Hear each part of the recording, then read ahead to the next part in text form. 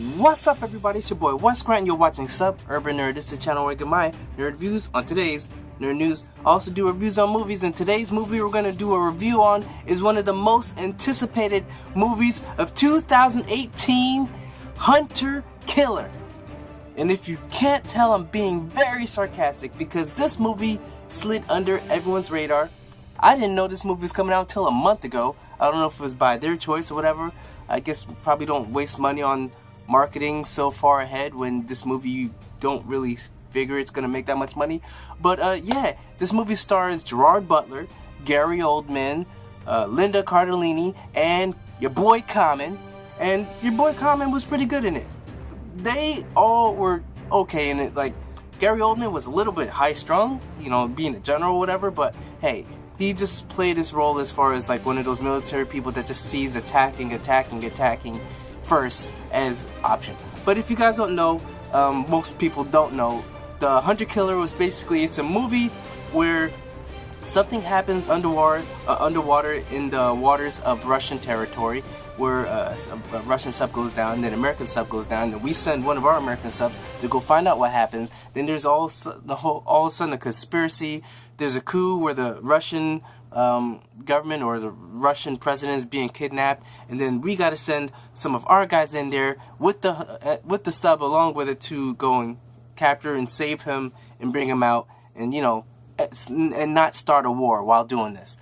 So first, I'm going to tell you that this movie was not bad. It was okay. It was entertaining. In fact, it had some moments where it's like very tense and suspenseful, where it's like you actually were holding your breath. And that's what happens a lot. Like when the movies, when the tanks, well, not tanks, when the submarines underneath the water, and then you know, like they're holding their breath because the sonar, the sound sonar, or whatever, so they can, so no one can hear them.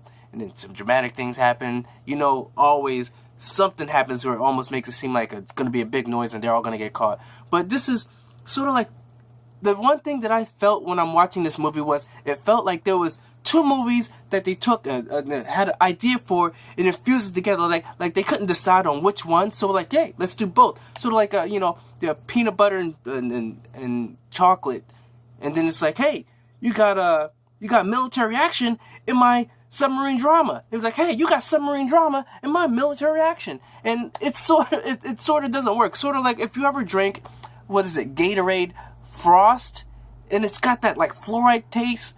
So you're drinking this, and you're like, okay, it's refreshing, but there's something not right, and it's sort of that. Because this movie, it's not a bad movie, but when you're watching it, it's sort of drawn because it feels like there's two different movies going on at the same time. You've got your military people going in to extract the Russian president from the people that are doing a coup and, you know, trying to take over, trying to start another world war, and then you've got the submarine drama where they're under the water and they're dodging missiles, and the movie it's a collage of a bunch of different things, you know, and the submarine's doing tricks like turning on dimes and stuff that you know no submarine's doing. And the thing is, I've seen that Gerard Butler's been doing these, you know, it seems like straight to DVD action movies, but they're not action movies. Like, say the last one, Geostorm, I'm not gonna front, it was fun because it was just so over the top stupid that you just had to enjoy it.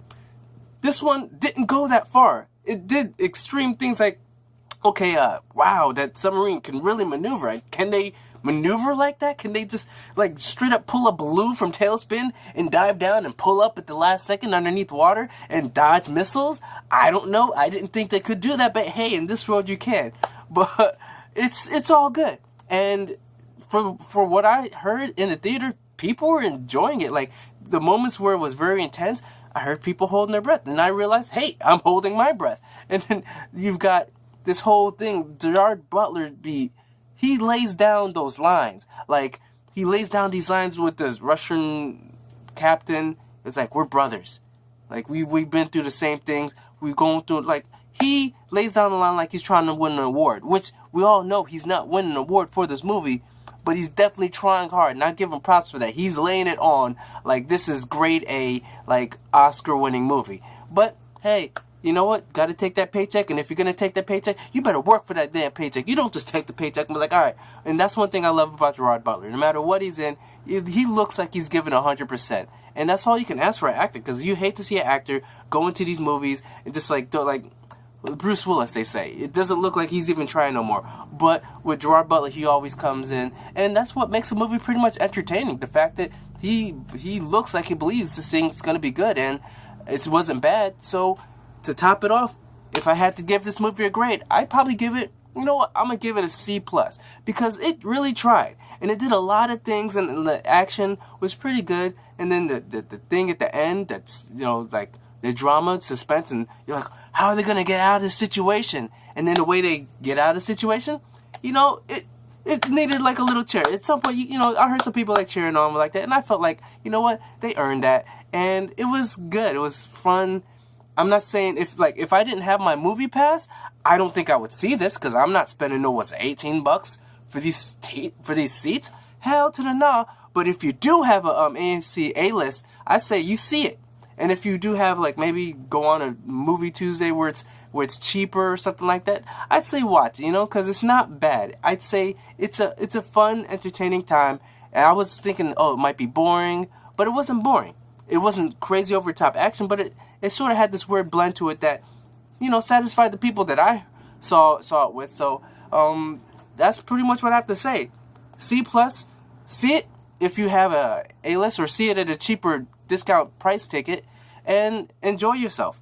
So that's pretty much it. If you like my review, remember to put those notifications on, like this video, remember to subscribe, check out my last movie review, check out my playlist of movie reviews, and remember, I'm Screenplay, you've been watching Urban Nerd, and you've just been nerdified. Catch you guys on the next movie review.